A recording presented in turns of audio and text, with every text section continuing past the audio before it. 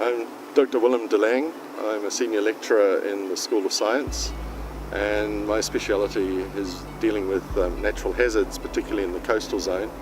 And so I have been working in terms of mapping subsurface structures using seismic techniques and looking at hazards in the Bay of Plenty.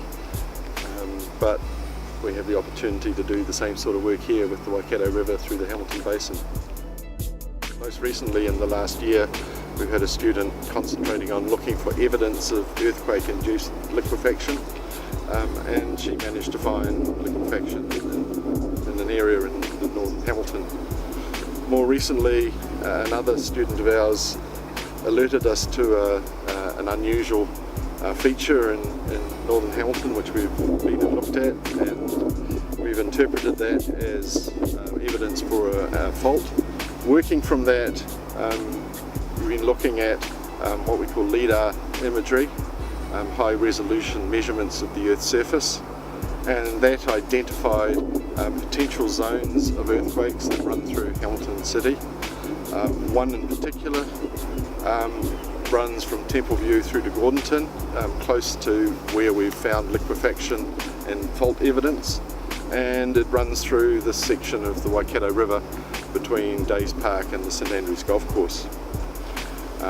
In this area here, what we can see is different levels of different ages. So currently I'm standing on a deposit that's about 2,000 years old, and on this bank of the river there's a higher terrace that's around 20,000 years old. But on the opposite bank of the river bank consists of material that's about 1 million years old. So there's quite an offset in ages of the material on either side of the river. And the river also takes a sharp right angle bend here. And so what we think is that in part the faulting has affected the course of the river. We don't think that the faulting has torn the river apart and caused the bed to shift that way. More along the lines that the river has flowed through this area, has hit the hard rock on the other bank, has been diverted until it's found a softer spot where it can get through, and it's then continued to flow on its way to Narrawakia. In order to look at that more closely, we are intending to run our research vessel down the river and take seismic profiles with acoustic equipment to look at the structure that's beneath the riverbed to see if we can identify displacements that correlate to fault zones, and we intend to do the same sort of surveying on land using a different technique.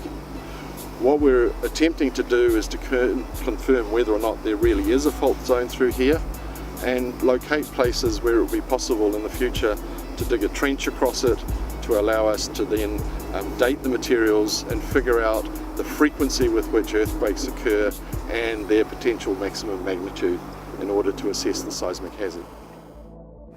Well, I'm not losing any sleep over it. It's an exciting find for us as earth scientists, but yes, I mean, all we can say now is that Hamilton has its faults.